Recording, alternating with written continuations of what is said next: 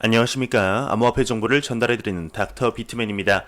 네, 즐거운 화요일의 아침이 시작이 되었습니다. 요즘 날씨가 너무 좋은데요. 벚꽃도 피고 참 나가 놀기 좋은 날씨인데 그래도 요즘 상황인 만큼 조금만 참으시면 더 나은 상황이 오지 않을까 생각이 들게 됩니다. 네, 그렇다면 화요일의 아침은 과연 어떠한 소식들이 반겨주게 될지 한번 보도록 하겠습니다. 네, 현재 비트코인이 높은 상승세를 보여주고 있습니다. 굉장히 좋은 상황인데 비트코인이 다시금 7,000달러를 상회하고 있죠. 이 기분 좋은 내용 한번 보도록 하겠습니다. 네, 비트코인이 다시 7,000달러를 돌파했다 제목이 나오고 있습니다.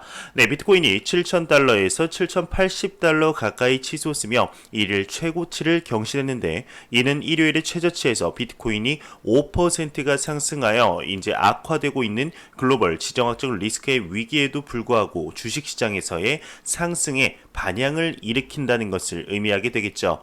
네, 그래프를 보시게 되면은 꾸준히 상승하고 있다는 것을 볼 수가 있습니다. 네, 현재 많은 트레이더분들, 특히 차트에 중점을 두고 있는 트레이더분들의 경우도 7,000달러가 심리적 기술적 저항임을 시사했는데 7,000달러가 주요 저항대였다는 말이겠죠.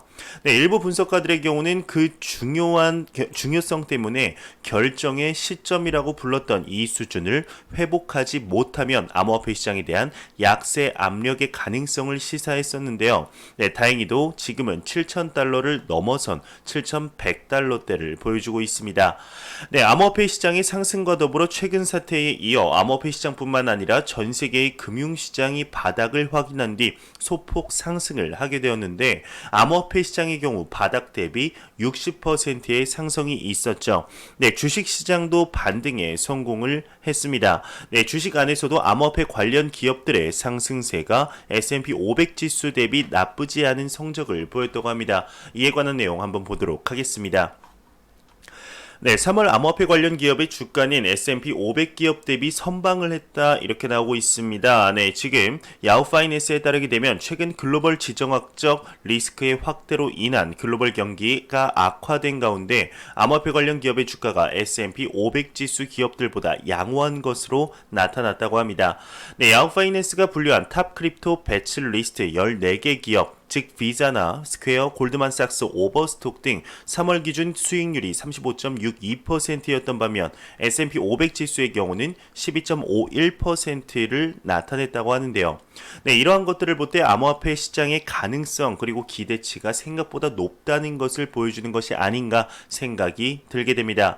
네, 이러한 소식과 더불어 최근 높아만 가는 글로벌 지정학적 리스크로 인하여 디지털 화폐에 관한 이야기가 계속해서 나오는 것을 여러분들도 보실 수 있습니다.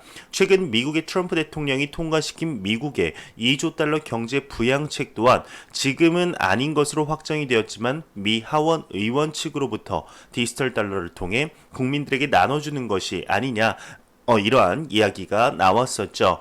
네, 중국 또한 이번 리스크의 확대로 인해 DCEP로 불리우는 중국의 디지털 위안화 계획을 조금 더 가속화하려는 움직임을 보이고 있습니다. 네, 프랑스의 경우도 CBDC 테스트를 하면서 이더리움과 XRP의 블록체인에서 CBDC를 발행할 수 있다는 내부 보고서가 발견이 되었었죠. 네, 이뿐 아니라 지금 우리나라 대한민국에서도 어제 디지털 화폐에 관해서 다시 한번 논의가 되었었는데 현재의 상황이 글로벌적인 화폐 시스템의 변화를 가져올 것만 같은 상황을 만들어주고 있는 상황입니다. 네, 이러한 상황 속 한 글로벌 은행의 연구 데이터에 따르게 되면 이 사태가 디지털 화폐의 도입을 촉진시킬 것이다 언급을 했습니다. 과연 무슨 내용일지 한번 보도록 하겠습니다.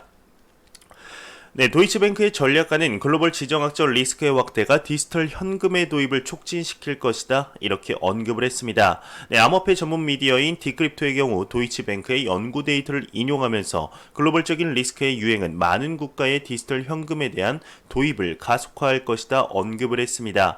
네, 이와 관련해 도이치뱅크의 매크로 전략가 메리온 레이버의 경우는 현재의 리스크는 많은 국가 정부들이 현금을 잠재적인 리스크 요소로 간주하고 있다며 또한 디지털 화폐에 대한 수요도 증가하고 있는 추세다 언급을 하면서 디지털 현금의 도입을 촉진시킬 수도 있다 이렇게 전망을 했는데요. 네, 현재의 사태가 이제 디지털 화폐의 도입을 더욱 빨리 촉진시킬 수 있다 언급을 보았습니다. 현재 이 전략가분의 언급뿐만 아니라 얼마 전에는 국제결제은행인 BIS의 경우도 디지털 결제의 도입이 더욱 가속화되고 CBDC에 대한 논의가 더욱 심도 깊게 진행되고 있다 언급을 했습니다. 현재 이뿐 아니라 앞서 살짝 언급드렸지만 현재 한국은행 또한 CBDC 발행에 관한 이야기가 굉장히 많이 나오고 있는데요. 네, CBDC는 불필요하다던 한국은행의 입장이 180도가 바뀐 상태입니다. 지금은 완전히 필요하다 이야기가 나오고 있는 것인데 이에 관한 내용 한번 보도록 하겠습니다. 네, 한국은행 디지털 화폐 발행 수순을 밟는 것인가 내년 가상 환경에서 테스트를 한다고 합니다. 네, 제목만 보더라도 어떠한 내용인지 감이 오시리라 생각이 드는데 현재 전 세계적인 추세라고 볼 수 있을 텐데요. 내용 한번 보도록 하겠습니다. 네, 총 22개월에 걸쳐 CBDC에 관한 시범 테스트를 추진한다고 하는데요. 이에 관한 태스크포스 팀 또한 이제 추진 중이라고 하는 것이죠. 네, 한국은행의 경우 디지털 화폐 발행과 관련한 파일럿 테스트를 시행한다고 합니다. 네, 가상 환경을 조성해 그 안에서 디지털 화폐를 통한 지급 결제가 정상적으로 작동되는지 구현해 보겠다는 것인데요. 네, 한국은행의 경우 CBDC의 발행 계획을 밝히지 않았지만 그 필요성이 커지고 있는 만큼 사실상 발행을 전제로 한 연구 작업에 속도를 내고 있는 상태입니다. 네, 전 세계적인 추세에 한국은행 또한 동참을 하기로 한 것이죠. 사실상 국제결제은행인 BIS가 CBDC를 권고하고 있는 상황 속에서 할 수밖에 없을 것입니다. 네, 그리고 한국은행은 6일 중앙은행 디지털 화폐 도입 관련 파일럿 시스템을 구축하고 테스트를 진행하기 위한 연구를 추진 계획을 밝혔습니다. 네, 한국은행은 금융결제 내 이제 디지털 화폐 연구팀 기술반을 중심으로 올해 파일럿 시스템 구축을 위한 준비 작업을 진행하면서 내년에는 테스트까지 진행 예정 중이다라고 하는데 네, 작년 하반기만 해도 CBDC에 관해서 필요 없다고 한 한국은행과는 정반대의 행보를 보이고 있죠. 네, 한국은행 관계자의 경우는 이제 CBDC 시스템을 구축하고 특정 환경 아래에서 지급 결제에 정상적으로 활용할 수 있을지를 테스트해 보겠다라면서 이제 민간 해외에서 디지털 화폐가 확산되는 상황에 대비하는 차원이다 언급을 했습니다. 네, 마치 말하는 어감에서는 우리가 CBDC 지금 테스트를 하고 개발하는 것은 별거 아니다. 일단 해보는 것이다 라는 뉘앙스를 뿜고 있는 것이 사실인데요. 네, 전에 한국은행 측이 했던 말이 있어서 그런 걸까요? CBDC의 개발 그리고 디지털 화폐의 연구가 절대로 가볍게 할 수 있는 일이 아니라는 것은 여러분들도 잘 아시지 않을까 생각이 듭니다. 네, CBDC의 파일럿 테스트 추진 일정은 이제 내년 말까지 총 22개월에 걸쳐 진행이 된다고 합니다. 네, 이 정도의 구체적인 개월 수가 나온 정도면 그 전부터 계속해서 CBDC에 관한 연구 그리고 실제 실행할 수 있는 기간을 계산했다 이렇게 볼 수 있겠죠. 네, 올해 안에는 한국은행 측이 CBDC 설계와 요건, 정의, 구현, 기술 검토 및 업무 프로세스 분석과 컨설팅 등을 마무리 짓고 내년 1년 동안 CBDC 파일럿 시스템 구축과 테스트를 실시할 예정이다 언급을 했습니다. 이를 위해서 태스크포스 또한 구성하기로 한 것이죠. 네, 여기 보이시는 그림에 보면은 CBDC에 관한 연구의 추진 일정인데요. 보시면 9월까지는 CBDC에 관해 정의 및 구현 기술을 검토하는데 전반적인 초석을 닦는 과정이고 2021년 1월까지는 전반적인 프로세스의 분석인 것이죠. 네, 2021년에 구현을 하고 테스트 및 가동하는 과정이라고 보시면 됩니다.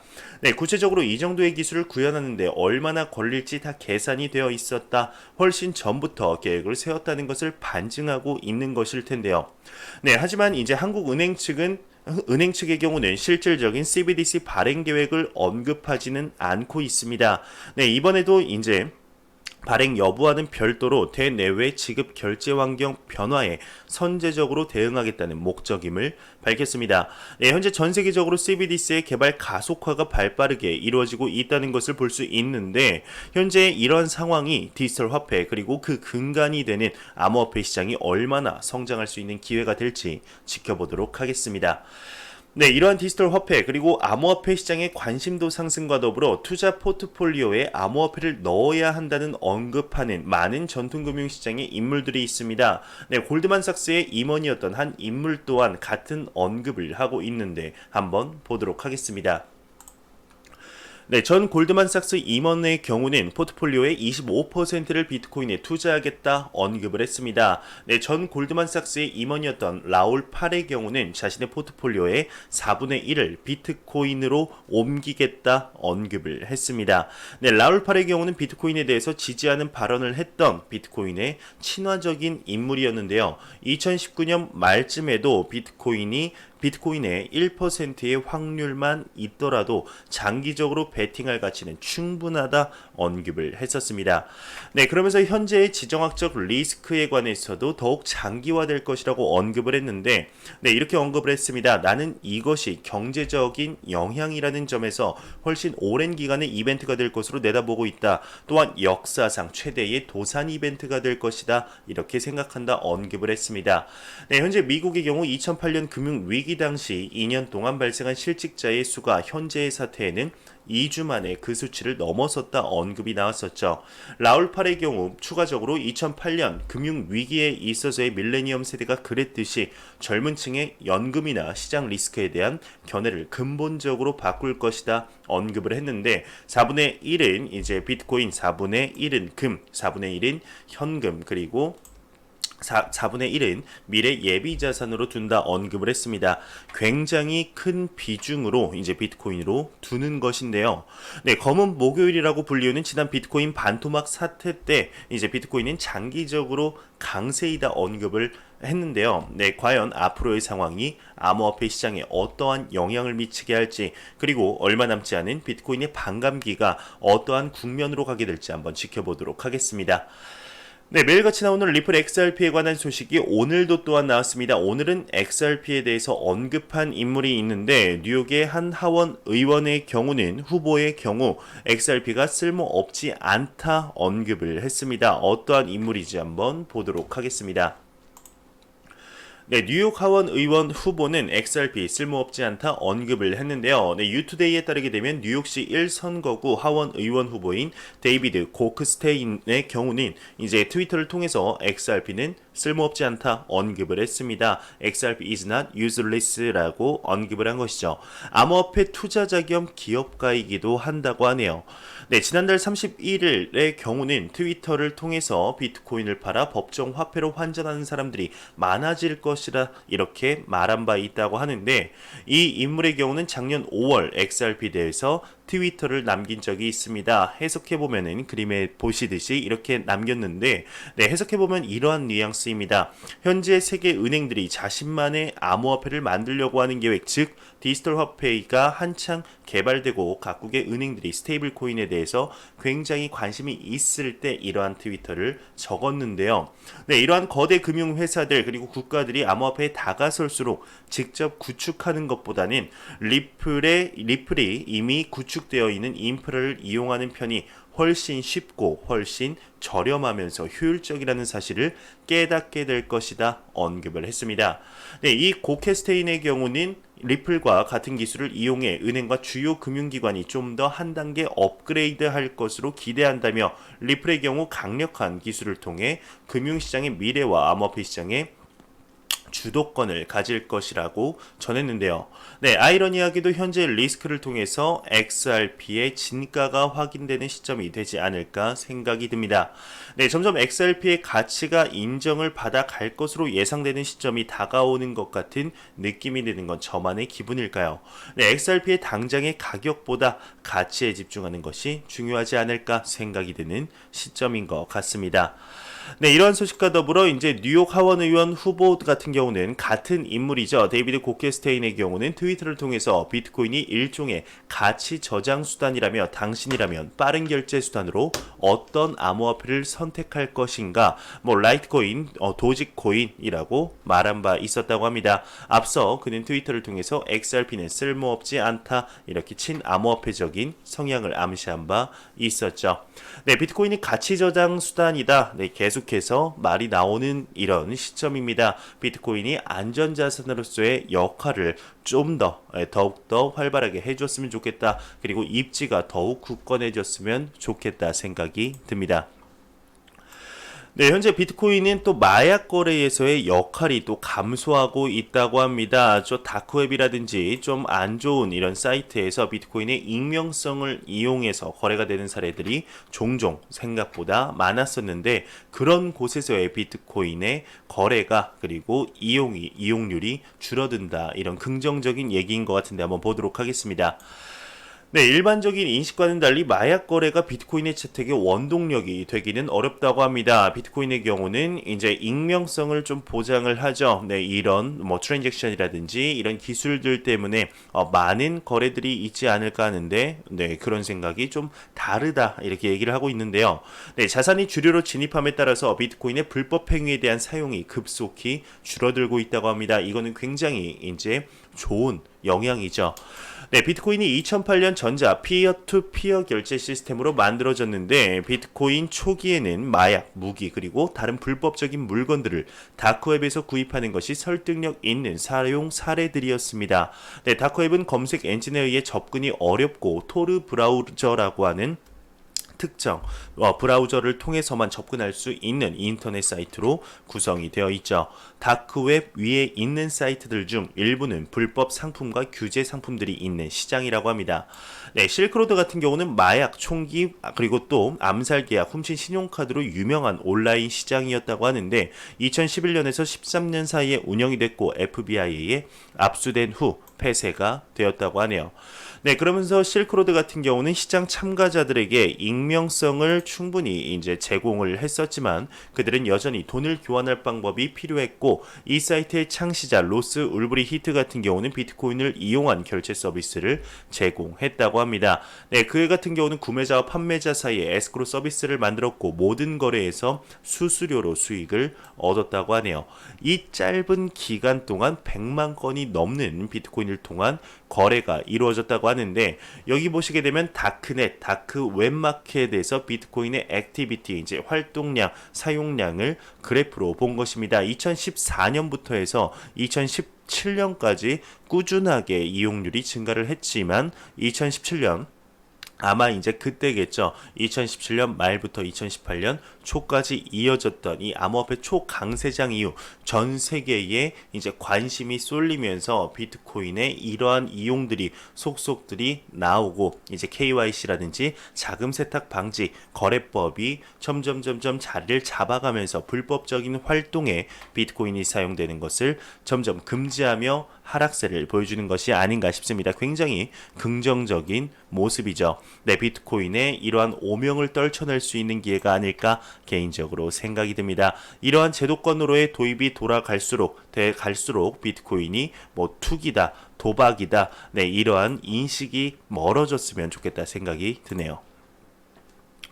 네, 알고랜드 같은 경우는 메인 체인에 연동되는 프라이빗 공동 체인을 또 출시한다고 합니다. 알고랜드가 메인 체인과 상호 운용 가능한 공동 체인을 출시했다 밝혔는데요. 네, 공동 체인은 정부, 중앙은행, 기업과 같은 기관이 사용 권한을 추가한 구성원만 이용할 수 있도록 만든 프라이빗 블록체인이라고 합니다. 네, 단독으로 운영되는 기타 프라이빗 체인과는 달리 공동 체인은 알고랜드의 퍼블릭 블록체인과 상호 운용이 가능하다고 하는데 한편 알고랜드 같은 경우는 7일 오후 9시 15분 실비오 미칼리 알고랜드 공동 창립자 코어 멤버들이 참여하는 라이브 Q&A를 실시할 예정이다 이렇게 언급하고 있습니다. 네, 그러면서 블록웨어 솔루션 CEO 같은 경우는 비트코인 채굴자의 가격 전망이 가장 낙관적이다 이렇게 보고 있습니다. 다가오는 비트코인 반감기에 관한 내용이 아닐까 생각이 드는데 반감기 이후 오히려 채굴자들의 수익이 줄어들기 때문에 똑같은 일을 해도 얻는 수익이 줄어들기 때문에 채굴자들의 생각은 약간 비관적이지 않을까 생각이 드는데 오히려 비트코인 채굴자들의 가격 전망이 가장 낙관적이라고 합니다. 네, 이렇게 보게 되면은 이 CEO 같은 경우는 한 팟캐스트에 출연해서 채굴자는 손익분기점 이하로 비트코인 가격이 내려가면 매달 보유 BTC를 판매해 이제 전기요금과 유지비를 충당해야 한다. 바로 이 때문에 비트코인 네트워크가 압력을 받고 있다 설명을 하고 있는데 그는 이어서 비트코인 네트워크에는 투자 펀드, 홀더, 채굴자 세 부류의 참가자가 있다. 참가자 모두 가격 상승을 바라지만 이 중 가장 상승을 바라는 부류는 바로 채굴자다. 채굴자들은 3에서 5년을 바라보고 채굴 인프라에 투자하기 때문에 채굴자는 궁극의 콜 옵션이다. 이렇게 부연 설명했습니다. 네, 이 얘기를 보면은 채굴자들이 비트코인 반감기 이후에 가격이 오를 것이다 생각한 것이 아니고 가격이 올랐으면 좋겠다. 무조건 올라야 내가 먹고 산다. 이러한 내용인 것 같습니다. 네, 안 보고 가면 섭섭하겠죠. 크립토 공포 탐욕 지수입니다. 크립토 공포 탐욕 지수가 이제 전날과 똑같은 12포인트를 기록을 했습니다. 극단적인 공포 상태를 유지하고 있는 것인데 이 지수는 0이면 공포, 100이면 낙관을 의미하게 되죠. 이 크립토 공포 탐욕 지수 같은 경우는 유동성 거래량 각각 25%, SNS 언급량 설문조사 각각 15%, 비트코인의 더미넌스죠. 시가총액 비중이 10%, 구글 트렌드 지수 검색량이 10% 등을 기준으로 산출이 되게 된다고 합니다. 네, 4월 달이 벌써 일주일이 지났습니다. 12포인트 아직까지 10대에서 이제 이렇게 유지를 하고 있지만 그래도 비트코인의 시장이 암호화폐 시장의 가격이 계속해서 오르면서 투자 심리가 완화되고 있다는 것은 여러분들도 잘 아시리라 생각이 됩니다. 이러한 상황이 지속되면서 상황이 안정화돼 한 보름, 한 일주일 뒤에는 한 30까지는 올랐으면 좋겠다 개인적으로 생각이 들게 되네요. 네, 제가 준비한 소식은 여기까지입니다. 마지막으로 코인마켓캡에서 상승하는 가격 한번 보고 마무리하도록 하겠습니다. 네, 마지막으로 마무리로 보고 하겠습니다. 네, 비트코인 같은 경우는 지금 5.43% 상승하며 870만원대, 이더리움이 큰 폭의 상승을 보여주고 있습니다. 네, 13.32% 상승하며 19만 9천원대 곧 있으면 하나 20만원대를 넘는 상승률을 보여주지 않을까 생각이 드는데요. 네, 리플 XRP 같은 경우는 7.19% 상승하며 235원대를 보여주고 있습니다. 네, 시가총액 8위의 이오스도 높은 상승률을 보여주고 있네요. 12.65% 상승하며 3,245원대를 보여주고 있고, 네, 리플 XRP의 형제 코인인 스텔라가 또 높은 상승률을 보여주고 있습니다. 16.12% 상승하며 59원대를 보여주고 있네요. 네, 비트코인 더미넌스 같은 경우는 알트코인들이 높게 상승함에 따라서 살짝 내려갔지만 아직까지는 암호화폐 시가총액의 높은 비트코인의 시가총액 점유율을 볼 수가 있습니다. 64.5%를 기록했네요. 네, 제가 준비한 소식은 여기까지입니다. 영상이 도움이 되셨다면 구독과 좋아요 그리고 광고 한 편만 처음부터 끝까지 시청해 주시기 바랍니다. 이 채널은 오직 광고 수익으로 운영이 되게 됩니다. 항상 영상 시청해 주시는 시청자분들, 구독자분들 너무나 감사합니다. 저는 다음 영상으로 찾아뵙도록 하겠습니다. 지금까지 닥터 비트맨이었습니다. 감사합니다.